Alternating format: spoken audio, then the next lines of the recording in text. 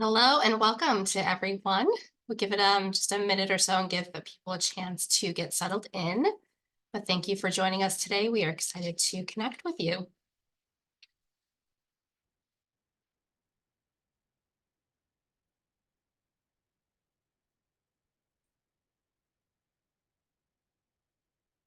Right. So welcome, everyone. Thank you again for joining us today.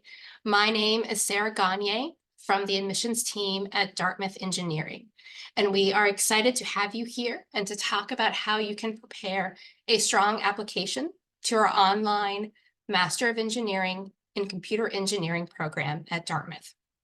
This program is delivered in collaboration with Coursera on the Coursera platform. A few logistics before we begin.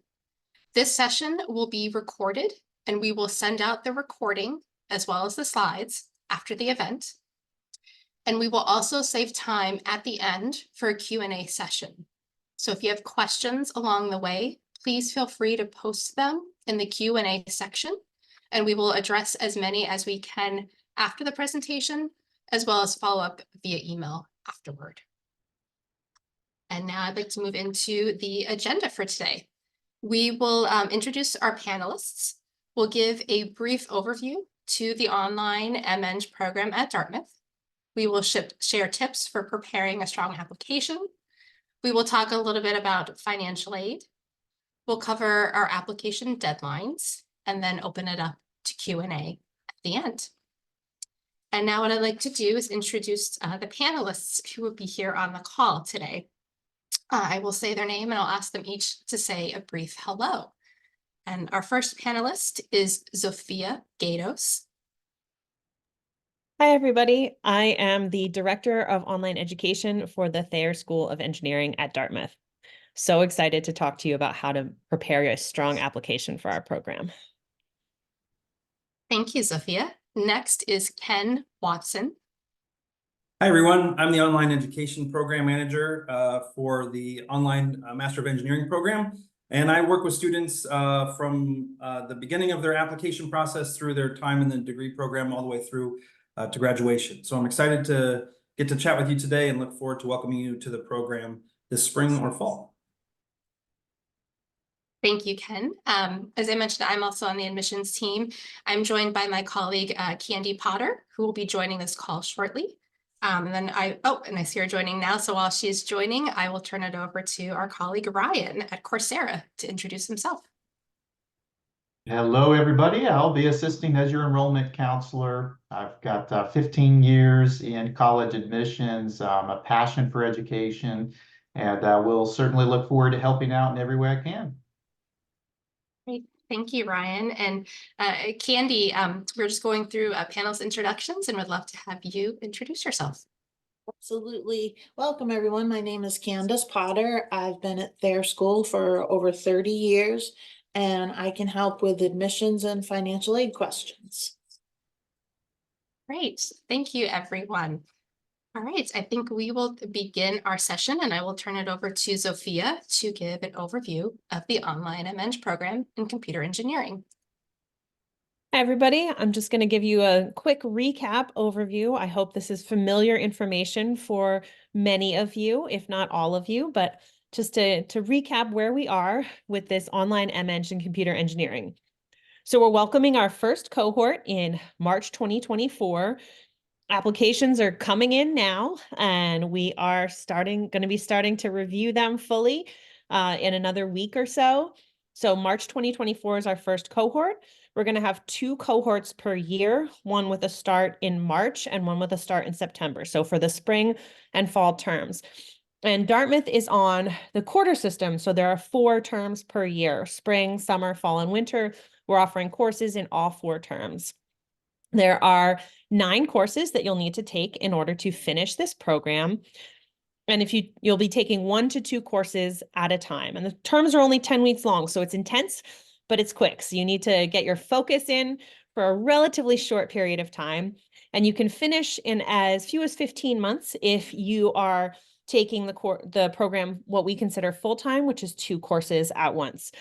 Our focus here is on intelligent systems, which is going to enable all of you to build your mastery in the foundational technology in AI, virtual and augmented reality, autonomous robots, self-driving cars.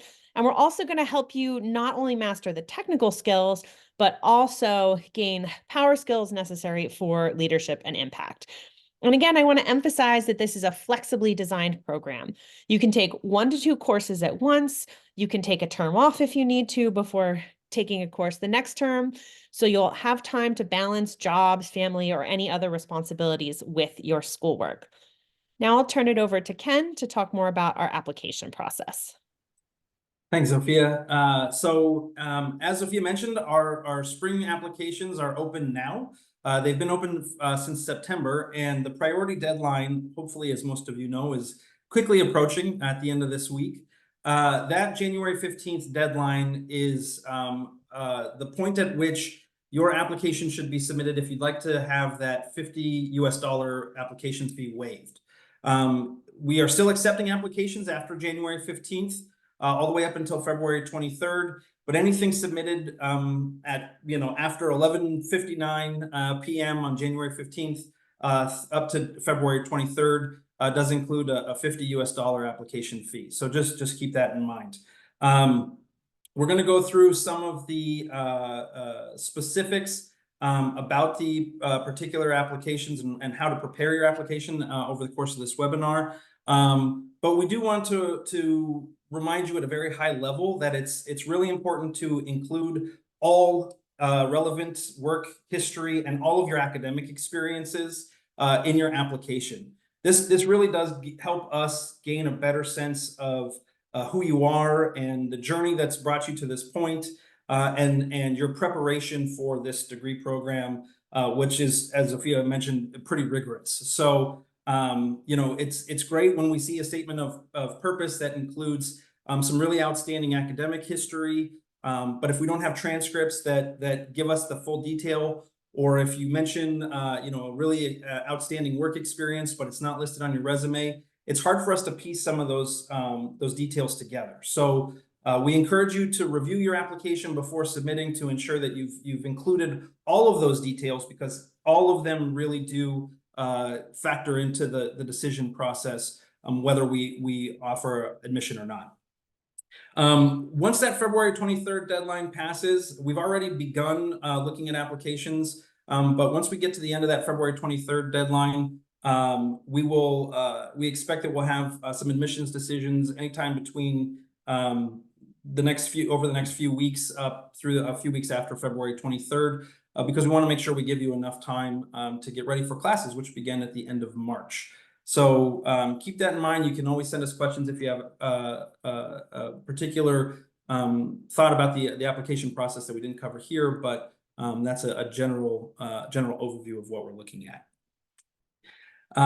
So now I think we're going to dive into kind of the meat of this webinar, and I think what all of you are looking for, and hopefully this will give you a better sense of how to round out your application. Hopefully you've already begun working on it, and these will give you the last few pointers that you need to really push it across the finish line. So the first, and arguably these are all important tips, but one of the more important tips is to ensure that your application materials speak to the Dartmouth program. The application process, in some ways, it's kind of like a job interview. It's really as much you telling us why this program is a good fit for you as it is you telling us why you are a good fit for this program, right? So your statement of purpose should really explain to us what it is about this particular program. And there are lots of engineering master's programs. There are lots of online programs. There are lots of online engineering master's programs. So what is it about this Dartmouth program that is attractive to you and will help you reach your goals? And so you can use all items of your application to help articulate that. We have a list of our courses that are involved in this program on our website. So mentioning particular courses and why you're interested in those, or what preparation you've taken to prepare yourself for those classes, is always great. Your letters of recommendation, speak with your recommenders and have them think about particular characteristics or traits that you have that line up with the learning outcomes for this degree program. And again, it helps the application reviewers gain a better sense of why this program is a good fit for you and how you've prepared yourself to get here. And then the last piece I'll say about this, and perhaps it goes without saying, but we see it often enough that it is worth mentioning, is to go through and proofread your statement of purpose and your essays and your written materials that get submitted. We understand that we may not be the only degree program to which you're applying, and that's okay. But if you're writing multiple essays, sometimes it's easy to mix up names of colleges or universities or put the wrong name in there. And so it's just a good idea to go through and double check your materials before you submit to ensure that you've addressed Dartmouth College and Thayer School of Engineering correctly. So that's our first of 9 tips. I'm going to hand it over to Ryan now to walk you through a few more. Thank you, Ken. And as you can see here, when you're looking specifically at the statement of purpose, this is an incredibly helpful part of the application to give the admission committee a better understanding of your intentions for your career, for your short and long-term goals, why you're particularly pursuing computer engineering and specifically at Dartmouth. This is your opportunity to really elaborate on those things that are not just listing of skills and things that may be on the resume. So certainly I would encourage you, take your time to be intentional with this, be thoughtful to, prior to writing it, really map out and think of where you want to end up, how you can share those goals, and then specifically address why the Dartmouth program for the Master of Engineering and Computer Engineering is a good fit for you. There are many programs, as Ken referenced, out there, and Dartmouth, just having the quality they do and being an institution they appreciate applicants who are excited about the program. They know why the program is specifically going to help them in their goals. The more you can elaborate on that, the more they understand that you're intentionally applying to Dartmouth, that this is a good fit in a program for you and not just one of 100 schools, and you're not really caring where you end up. Those things can really help for them to understand as an applicant, your interest in the program, your willingness to engage in the program, those things from there. So be intentional on that. I would certainly encourage, and really help them understand your vision of where you want to go with your career and how this fits in. This is a very unique program. I hear that as I speak with individuals on the phone all the time. So feel free to elaborate on that, why this is different than some of the other engineering programs and why that fits you better.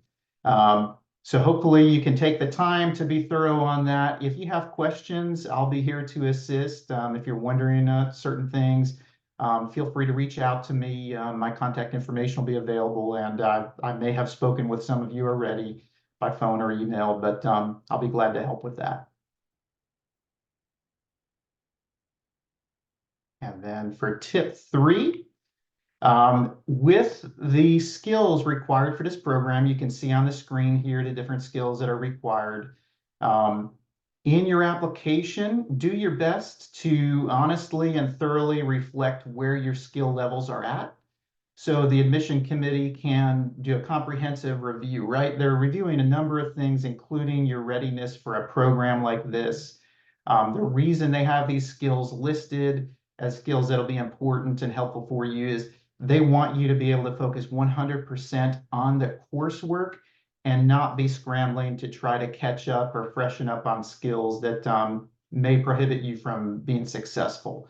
So to your best of your ability in the application, you can not only list the experience, but if you want to share how you've acquired that experience, the depth of experience you've received in those areas, certainly that will be helpful for them to gauge your readiness. And that's for the benefit of everybody. We know that No applicant looking at a program like this would want to come in and not do well. So you can be really thorough on that. If you have questions in particular, you can always reach out to me as well. All right. Our fourth tip is to describe any previous experiences you have with technical or professional group work. So we have another optional question that we strongly encourage you all to complete, is to describe your experience doing group work in a technical or professional setting. The curriculum in the program is going to incorporate a lot of group projects and group work to help not only enhance your experience in the program, but also prepare you for the types of work you might be doing once you leave the program. So telling us your preparation for doing this kind of work is a great way to let us know how you're thinking about this and what kinds of challenges and opportunities you've had the chance to address in the course of doing these sorts of technical or professional group work experiences. This doesn't have to be a lengthy essay describing your technical or professional group work. A couple sentences is plenty sufficient. Just let us know what experiences you've had there.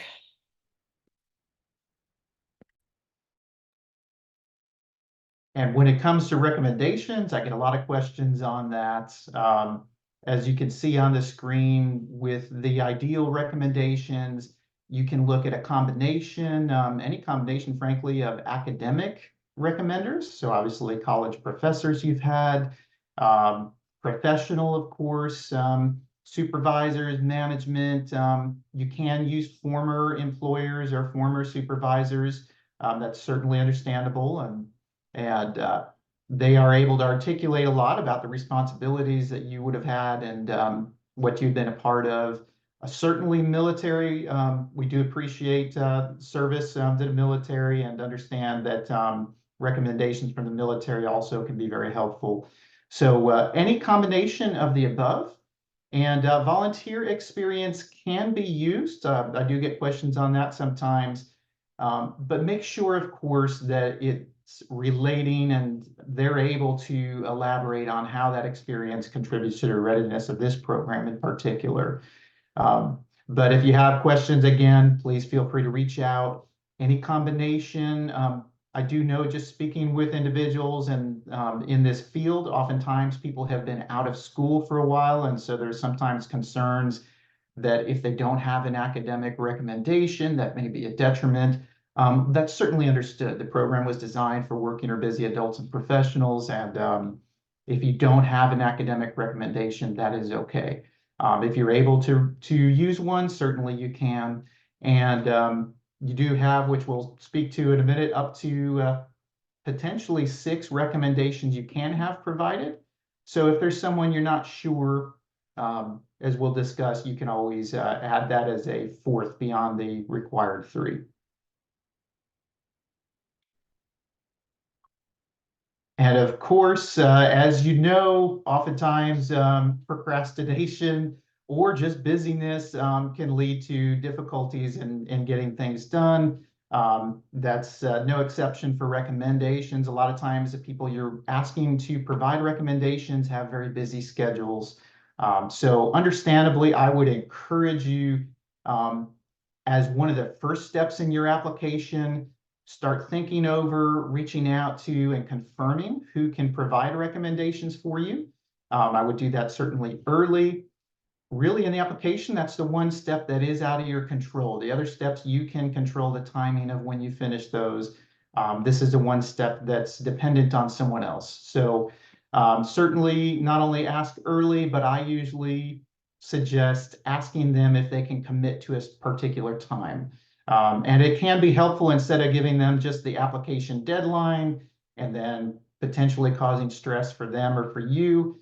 See if there's an earlier time frame they can commit to. So that way, if they don't get that done by that point, there still is a little time for the deadline. But when you are asking for those recommendations, I would encourage you, ask them to be thoughtful, intentional, and specific. So the recommendations are really meant to add additional details beyond what's already reflected in your materials in the application. It gives an outside perspective. So if you can have somebody who will thoughtfully put it together, provide specifics either about work you've done in a classroom or in the workplace or in the military, as we discussed, characteristics that you have, things you've demonstrated. Those specifics go a long way in helping the committee to review your application holistically. And as a really good tip, you can send them your resume when you are requesting that recommendation, because that will give them a refresher on some of the skills and things you've been involved in that may help them to recall projects that you've worked on or other things from that standpoint. So it certainly can be helpful to provide them with a current resume of your skills and things from there. As I mentioned earlier, as you can see there, you do have up to 6 recommendations you can request. So if you are unsure if some people may be able to get it in by the deadline, you can always build in 1 or 2 extra requests. And if they all come in fantastic, that gives the committee more to review and a better understanding overall. But at least you've conditioned if there's not some of them received, you should be okay from that standpoint. Great. Okay. Tip number 7, related to the recommendation letters, they should be completed and submitted online by your recommender on their institutional letterhead. This is very important for just verifying legitimacy of the letter of recommendation. But we understand if letterhead cannot be used, we just ask that the recommender supply the company policy or a description of why the letterhead cannot be used. And in the application, all you need to do is enter your recommender's contact information into the application. So the system itself will automatically notify the recommenders with links and instructions for uploading their letters and next steps. All you need to do is enter the recommender's contact information into the recommendation section of the application. Our next tip is about how you can use the review tab of the application as sort of a checklist to keep track of what you've been working on and get a sense of what's required to submit your application and what is optional. When you're in the application, there'll be a table of contents on the left-hand side of the application. One of them is called the review link, and you click review, and it will bring a screenshot up as what you see here on the screen. Anything in red indicates that these are required fields for your application.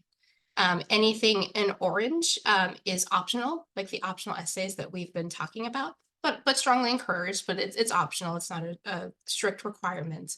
And you can use this review tab at any point in the application just to keep track of and get a sense of what's left that I need to complete before I submit my application. So this can be a helpful tool for you to use along the way.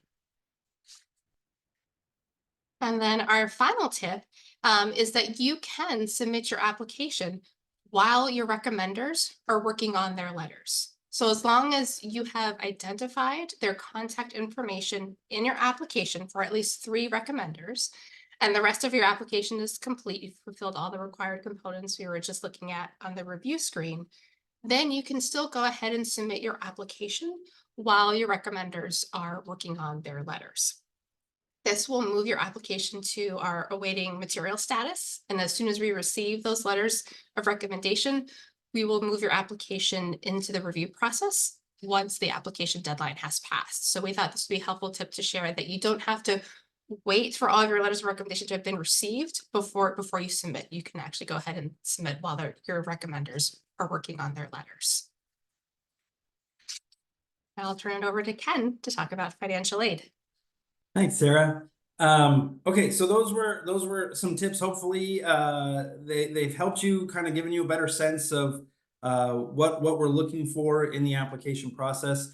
And some of it may be material you're kind of already thinking about, but again, hopefully it's kind of helped crystallize some of that, and you're now ready to push the application forward. So once you do, we wanted to offer a few additional tips about financial aid and things to consider after your application or as your application is being submitted. If you've been in some of our other webinars, this material may be, you may have seen this before, but we just want to make sure that everybody has a chance to review. So one of the main points we'd like to make here is that this degree program, even though it is online, is eligible for all of the standard federal financial aid that's generally available for other accredited degree programs at other universities and colleges around the United States. So that means that if you are a U.S. citizen or a permanent resident, you can apply for federal loans through the Department of Education. We have some steps for doing that on the next slide here. If you are an international student, or if you are a U.S. citizen who is understandably not interested in taking loans out, there are a number of other scholarship and grant opportunities available to you that we encourage you to investigate, and we can work with you to ensure that our program complies with whatever requirements those may have.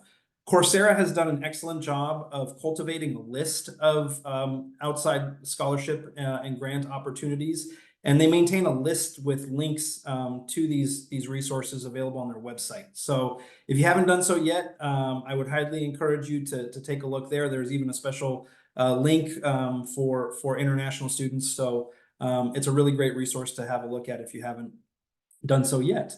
Also, if you are employed, many times your employer may offer a tuition reimbursement or a tuition assistance program to either help you pay for the degree or help pay you back once you've completed the degree. So many times these are administered through your human resources or benefits office, depending on the structure of your organization. But it's certainly worth having a chat. We would encourage you to talk with your employer about the fact that you're going to be doing this degree program anyway. But in that conversation, you may bring up this idea of employer tuition. In many cases, they're reaping the benefits of your advanced education as well as you. So it could be helpful for them to pitch in. And then finally, we just would like to kind of point out that in order to be eligible for most forms of federal financial aid, you need to be enrolled at least part-time, which, as Sophia mentioned at the very beginning of this presentation, is one course per term. So as long as you're enrolled in at least one class, then you should be eligible for all of these types of aid that I've discussed here so far. Okay, so for those of you, again, U.S. citizens or permanent residents in the United States, perhaps you're aware of the FAFSA. If not, the FAFSA is the application process through the U.S. Department of Education that lets them know that you are planning to enroll in a degree program that is eligible for aid, and you are interested in at least learning more about loan options available to you, as well as the actual application process itself. So the FAFSA platform has recently been overhauled and redesigned. So if you haven't looked at it in a little while, it would be a good idea to take a look. You can do so now, whether your application is submitted or not. You are able to log in, create a profile if you don't already have one, and just let the U.S. Department of Education know that you are interested in enrolling in a degree program, and you'll have the opportunity to indicate that you're interested in attending Dartmouth there. It just helps kind of get the ball rolling so that once the application process is underway and admission is offered, then you are already in a position to be able to request and accept federal loans if that's how you'd like to fund your education. Completing the FAFSA is free, and it does not lock you into anything. So to my knowledge, it doesn't even affect your credit score. It's really just a way to notify the Department of Education that you are intending to look at some loan options to fund your education. Okay, so looking down the road, the fall application is open right now as well. It's actually the same application as the spring one. You have the opportunity on that form to indicate which term you would like to begin. And so if you are thinking about doing fall, you can absolutely get that application going now. I know some of you have. The deadlines for that, you have a little bit more time there. June 15th is the priority deadline. Again, that's the date by which, if your application is submitted, there's no $50 US application fee required to submit. Anything done after June 15th up to July 15th, you can certainly submit your application. There is a $50 application fee included for that. And then again, same time frame for the spring review process. A few weeks for us to get these applications reviewed, give our faculty a chance to really go over them and make sure we're not missing anything, and then get you enrolled in our orientation courses once admissions offers have been made. Classes will begin for the fall term on September 16th. If you are interested in starting in the fall, but you need to know before the summer whether you're going to be admitted, that's certainly understandable. And so we can offer a review with the spring deadlines if you are able to get your application for the fall in by that January 15th or February deadline that the spring applications are due. We would ask you to please let us know either in the application itself or by emailing us or by contacting Ryan, and let us know that you are a fall applicant, but you need an early review, and we will make sure that your application is reviewed with those who are applying for the spring as well. With that, we're gonna wrap it up and head into our Q&A session. But before we do, we would just like to let you know that we hope you found this webinar helpful. We certainly encourage feedback. If there's anything you'd like to hear in a future webinar, please let us know. We're going to do another one next month on February 14th. As of right now, the focus for this one will be on a deeper dive into the curriculum of the degree program. We'll have some of our faculty on board to tell you a little bit more about some of their particular classes. We had some oversight of natural language processing and machine learning in a previous webinar, and we're going to have new faculty on the next one. So you can scan the QR code on the bottom of the screen to register there, or you can sign up through the Coursera website, or you can send us an email. Pretty much just let us know, and we'll make sure that you have an invitation to that webinar on February 14th at 11:30 Eastern Time. All right, thank you, Ken and Ryan, Sophia and Candy, and for these great tips that we've shared today. We've been answering questions in the Q&A along the way for people who have been posting questions, and we can also address them live as well. So continue to post your questions in the Q&A, and we'll start working on addressing those. Just to reiterate a couple of points, we are recording today's session, and we will send out this recording and these slides to everyone after the event. So you will have all this information at your fingertips. We have put our contact information on the screen here.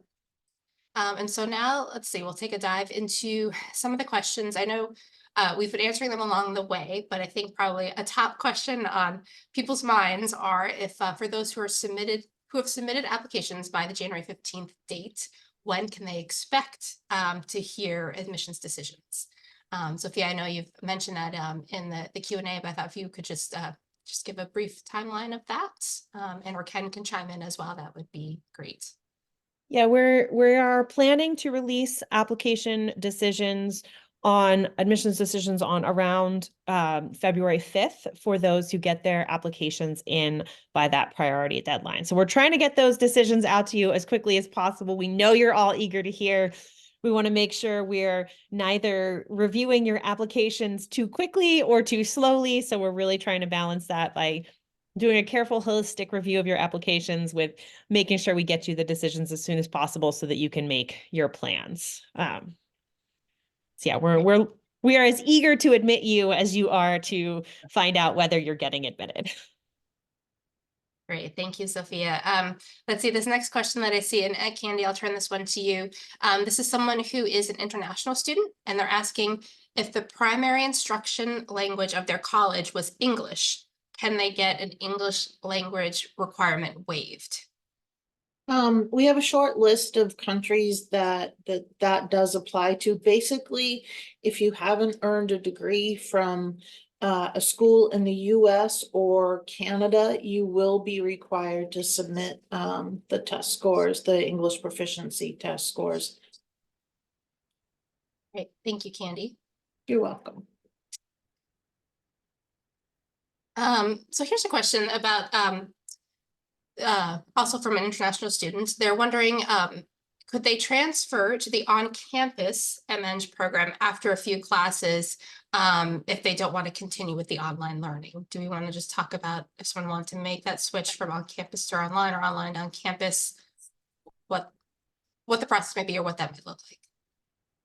So we will allow students to petition on a case-by-case basis to make a switch from the online program to the on-campus program, or from the on-campus program to the online program. But keep in mind that the two programs have a somewhat different structure and a somewhat different tuition structure and setup. Where on campus you're paying by term that you're enrolled in general, whereas on the online program, you're paying individually one course at a time. So it's a little bit of a different structure, but yes, we are happy to work with you on a one-time basis. You can't go back and forth, take a course online and then take a course in person in the next term. And part of that is because especially the online program has a very specific curriculum, and we want to make sure you're actually going to be able to fulfill all of the requirements for that degree. Great, thank you, Sophia. Let's see. We've had a couple of questions come in about our MEM program, and I just wanted to provide some clarification that this webinar is about our online Master of Engineering program, and we do have separate webinars about our Master of Engineering Management program. So we will post a link in the chat if you're looking for the MEM program. Happy to share more information and talk with you offline about our MEM program. Let's see.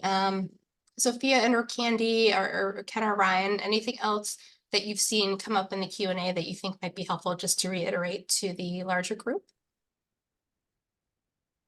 I saw a couple of questions asking about like what kind of preparation is needed for this program. So you do not have to have an undergraduate degree in specifically computer engineering. We welcome applicants from all sorts of engineering fields. In general, most engineering fields will give you good preparation for this degree program. We also welcome applicants from other STEM fields, math, physics. Those are the fields that you maybe are most likely to be prepared for this program, but we know that you can get prepared for degree programs in all kinds of ways. So even if your degree isn't in specifically computer engineering or some other field of engineering, if you can explain to us why you feel like you're ready for this program, tell us about your preparation in math, because there's a very strong math component to this program. Tell us what preparation you have in computer programming, because you're going to need some initial computer programming skills coming in. We've had some questions looking at like, if I have everything else, like if I'm a computer science person and I have everything else except this like digital logic and analog circuit fundamentals, is that going to be okay? Likely you'll be fine. Those courses that rely more heavily on that are maybe going to be a little bit more challenging for you at first, but we're really trying to make sure that we give you the resources that you need to be successful. And we're really trying to look for students that we think can be successful in this program. We're not really so much looking for ways to deny you. We want to find ways to bring you in, but we also don't want it to be a miserable experience for you. We want students who are ready, and maybe there might be ways that we can recommend other things that you could do to get prepared for this program. Sarah, I have one more point to make from a question I saw in the Q&A in reference to the Common App. So I'd like to just lay out a little additional clarification. The Common App is generally used for undergraduate programs. And so as a reminder, this degree program is a master's or graduate level degree program. And in order to be eligible, you need to already have earned your bachelor's degree prior to admission to this degree program. So I know that the Master of Engineering designation internationally sometimes indicates an undergraduate level degree program. Here in the States and with this degree program, this is a graduate level program. So the application for this degree program is only what you will find on our website. You cannot use the Common App to apply to this degree program.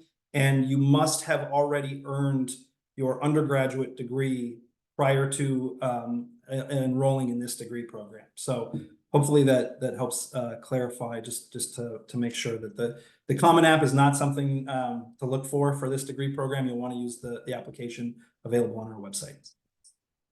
Great, Ken, thanks for mentioning that. I did put a link in the chat to that online application that's specific to the online Master of Engineering program in computer engineering. And just to also reiterate Ken's point, there are a lot of different schools and programs within Dartmouth, and they all have their own applications too. So the link that we've posted in this chat is the direct link to the application for the program. I've seen a couple questions come up about TAs, and I'm wondering if maybe Candy and or Sophia want to address them. One is, can online students work as TAs? We are definitely hoping to be able to have online students TA for courses in the program. Really, you would be the ideal TAs for courses in the program once you've completed the course and done really well in it. We would love to be able to welcome you as TAs. We'll have to figure out, exactly how that's going to work. And I'm not sure if they're going to end up being restrictions on which students we're able to hire, but we are certainly really looking to hire eventually online students as TAs for other courses in the program. And would international students, be eligible for TAs? It's down the road when we're looking for TA positions with online students. Food for thought, but this is one of the questions that came up. At this point in time, I believe only anyone who TAs remotely must be in the US, but that's not to say that this can't change with the need of this program and a little more digging and looking into what's needed, how we can fill these spots. So I wouldn't rule it out just yet. At this point, it's not possible, but stay tuned. Thank you. Let's see, Sophia, another question we're getting is the online MEng program only for computer engineering?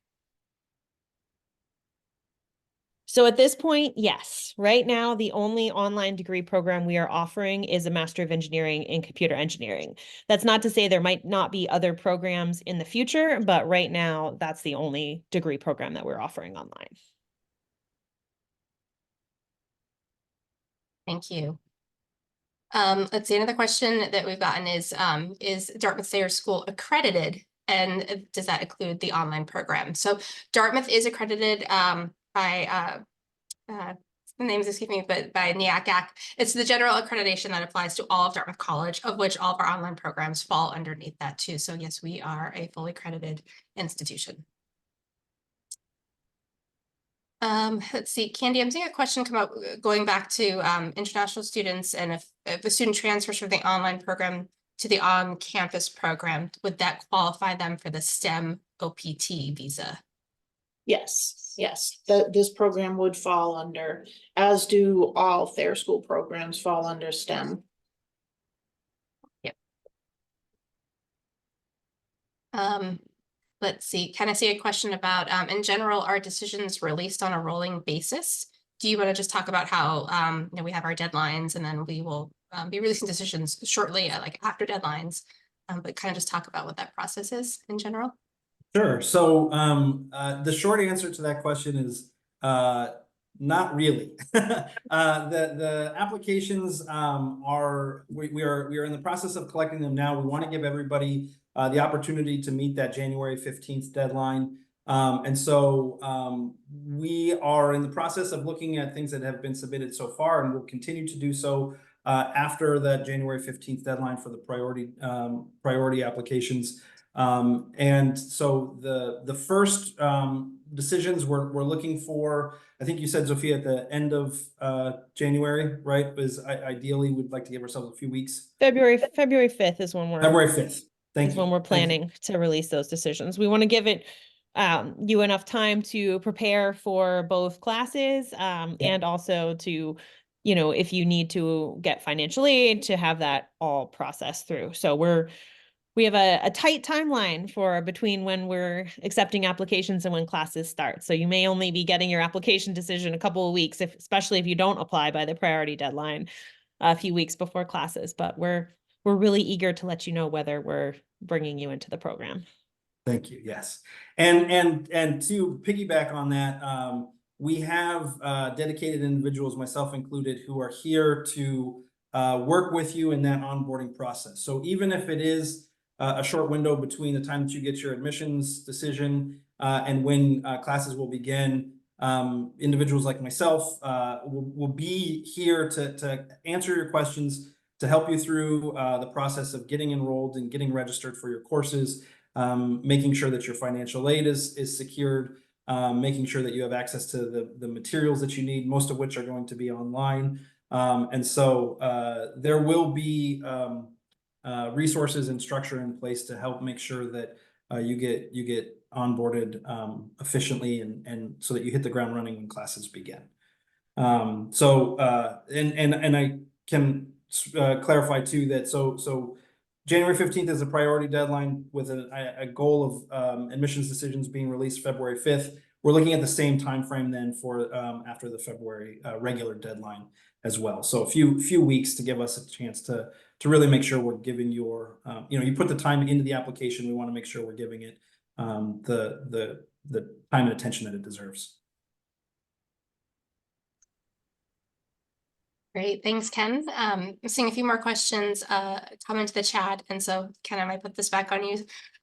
So this person is applying to start in the March cohort, and they're wondering, do we expect to have to defer any qualified applicants to the fall cohort due to capacity or for other reasons? And Sophia, feel free to chime in as well. That's a really great question. I think one of the benefits of an online education is that we're not limited by physical space, right? So it's not like we only have 10 desks in the classroom and that's all we can fill. We really are looking for the most qualified applicants. And so I think there's a balance that we're aiming for here with ensuring that we give all of the qualified applicants an opportunity to join this program in the term in which they want to start. Balancing that with ensuring that we deliver a high quality Dartmouth caliber education and experience. And so we want to make sure that you feel like this degree program is valuable and worth the tuition. And so we have quite a few folks involved in the process to ensure that we strike that balance as best as possible. And so part of it depends on the size of the final number of applications that we receive, combined with the level of caliber of our students and ensuring that we can deliver a quality product to you and make you feel like you're getting the highest value education. Sophia, did I miss anything there? No, Ken, I think that's spot on, right? It is a balance, so it's possible, but very unlikely that we would defer any qualified applicants applying for spring to the fall. Ken nailed it. Like we're balancing bringing everybody who's qualified in with not overwhelming ourselves in our first term. Hey, I think those are great answers. And I see another question that came up, Sophia, that I think you're working on an answer for, but it may be helpful to talk real time in terms of like how the courses in the program, are they taught real time? Are they live? Is it synchronous versus asynchronous? If you want to just give just a brief snapshot of that. Yeah, so all required content delivery is all going to be asynchronous, whether it's videos that are pre-recorded or readings or assessments. So all of that required content is all going to be asynchronous, that you'll be able to work on your own time. There will be deadlines where you will have to submit your work. And that's really to keep everybody on track so that you can get feedback before we move on to the next part of the course. There are going to be optional live sessions, and how those will work is going to be a little different in each course, like what they're used for. But the intent is that those live sessions will happen weekly, and we'll offer them in 2 different time slots. So the same content offered twice to accommodate 4 learners in different time zones. And some of those might be, debugging sessions where you're working on projects, and the faculty and the TAs will all be there at those live sessions. Great, thank you. So this question, I want to turn to Ryan and see if there's other advice to share. But someone is wondering is if they could have their statement of purpose read by anyone at either Coursera or Dartmouth. I think this is probably in advance of submitting their application or working on their application. And so Ryan, I'd be curious to hear how you might advise applicants as they're working on materials and they might want to get some, additional insights or help to make sure that they're on the right track along the way. Yeah, great question, Sarah. Of course, I am not on the admissions review committee, so I always like to preface that I am glad to look over and offer any general feedback in particular, just as to maybe things that could be added from there. So I'm glad to to help if that's looking for somebody, or just discuss it ahead of time. But that is the one thing I always like is for somebody to know that I'm not part of the review committee. So my feedback would be more general to, the main topics that are being covered and things from that, as opposed to giving feedback on how it may be viewed from the admission committee. But I'm very glad to help out if there's questions or anything from there. Absolutely. Great, thank you, Ryan. And as applicants are thinking about their application and putting the finishing touches, is there any other additional insights or any things that you can think of that you want to make sure applicants are keeping top of mind in addition to what we've covered today? I guess I have one final piece of advice as you're putting together your application. First, we're really excited to welcome our first cohort of students. And we really encourage you to put together a holistic, because we're reviewing these applications holistically, we want you to put together a holistic application package that really tells us a story about why you want to come. So connect the parts of your application to each other to help us understand why this is the right program for you.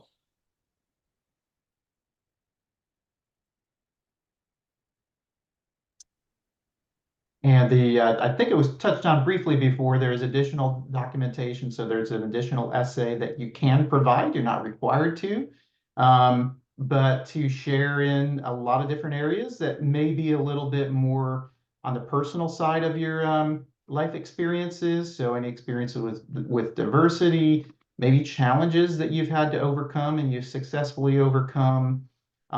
Those things, although somebody may not feel they're directly related to an engineering program, sometimes sharing in those details can give that holistic perspective, right, of what you've been through, what you've overcome.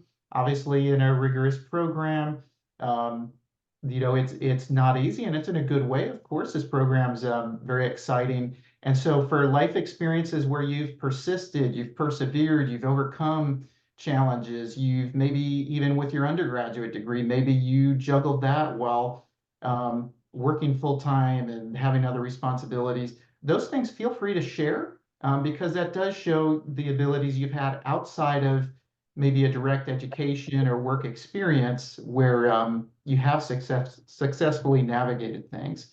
So feel free to add those details. It's not required, but certainly can provide additional perspective.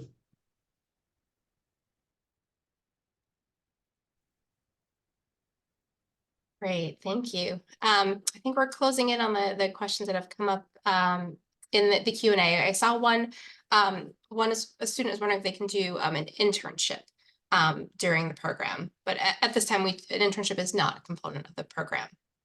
Correct, Sophia? Correct. At this time, this program does not include any internship component.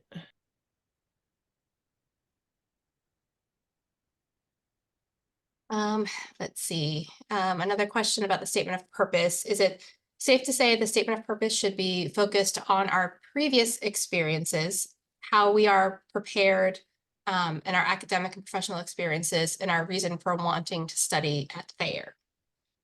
Yes, I would say in a nutshell, those are all the wonderful points to touch on. So you've nailed that very well. And the last question I'm seeing, someone who's wondering if some of the skills and some of their skills and some of the core courses are quite low, can they have some time to get ready? mean, I think, you know, if you're feeling like your preparation is not quite there yet, you have some of the skills, but not all of them. I think we would really encourage you to brush up on those skills that you feel like are weak before you submit your application, because that's going to put your application in the strongest position.